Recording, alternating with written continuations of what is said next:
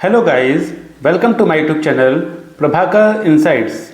Guys, Prabhakar insights channel पे आप सभी का बहुत बहुत स्वागत है। और अभी हम 2 दिनों से ऑपरेशन सिंदूर के बारे में काफ़ी जानकारी शेयर किए हैं और अभी आगे की जानकारी शेयर कर रहे हैं कि आखिर क्या क्या हो रहा है, क्या उद्देश्य है, क्या सैन्य अभियान चल रहा है। ओके, तो कंटिन्यू करते हैं हम। और जिन भी लोगों के पिछले वीडियोस छूट गए हों तो वे जाकर के ऑपरेशन सिंदूर का फर्स्ट पार्ट, सेकंड पार्ट ज़रूर देखें। ओके, तो स्टार्ट करते हैं हम। ऑपरेशन सिंदूर एक भारतीय सैन्य अभियान है जिसे पाकिस्तान के आतंकी ठिकानों पर हमला करने के लिए चलाया गया, जो कि पहलगाम में हुए आतंकी हमले का प्रतिशोध है। अब इसका बैकग्राउंड क्या है? तो बैकग्राउंड है 22 अप्रैल 2025 को जम्मू कश्मीर के पहलगाम में एक भीषण आतंकी हमले में 26 लोग मारे गए थे, जिसमें 25 भारतीय नागरिक और एक नेपाली नागरिक शामिल थे। इस हमले में आतंकियों ने निर्दोष नागरिकों को निशाना बनाया, जिससे पूरे देश में आक्रोश फैल गया। इस क्रूर हमले के बाद भारत ने 7 मई 2025 को ऑपरेशन सिंदूर की शुरुआत की, जिसका मुख्य उद्देश्य पाकिस्तान में आतंकवादी ढांचे को नष्ट करना था।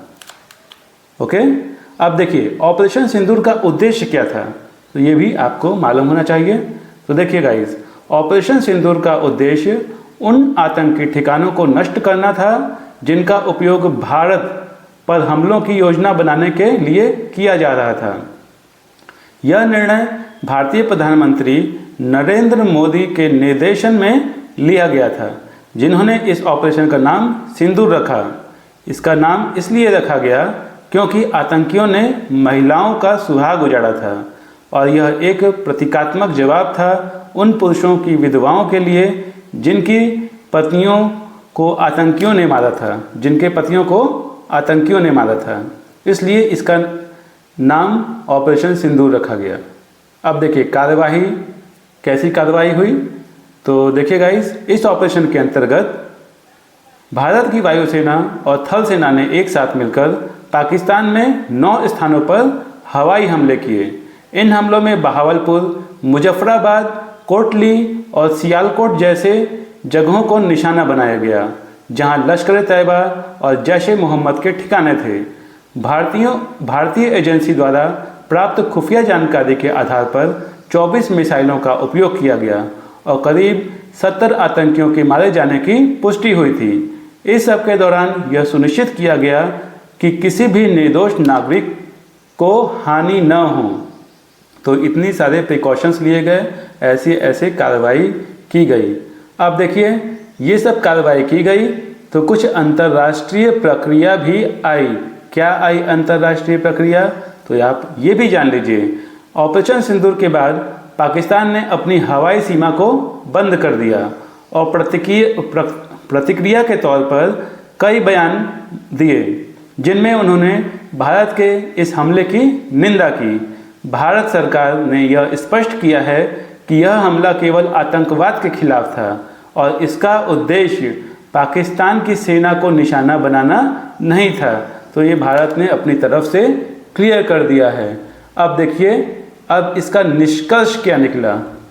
तो देखिए, ऑपरेशन सिंदूर भारतीय सेना की एक महत्वपूर्ण सैन्य कार्रवाई है, जिसका उद्देश्य आतंकवाद के खिलाफ निर्णायक कदम उठाना था। इस हमले ने न केवल आतंकियों को एक मजबूत संदेश दिया, बल्कि भारत की रक्षा क्षमताओं को भी प्रदर्शित किया।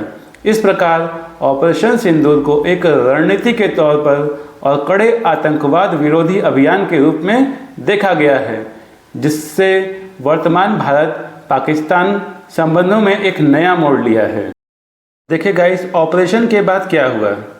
तो भारतीय वायुसेना के फाइटर जेट अभी भी एयर पेट्रोल कर रहे हैं। पाकिस्तान ने 48 घंटे के लिए अपनी हवाई सीमा, एयर स्पेस बंद कर दी है। रक्षा मंत्री राजनाथ सिंह और कई वरिष्ठ अधिकारियों ने ऑपरेशन की सराहना की है।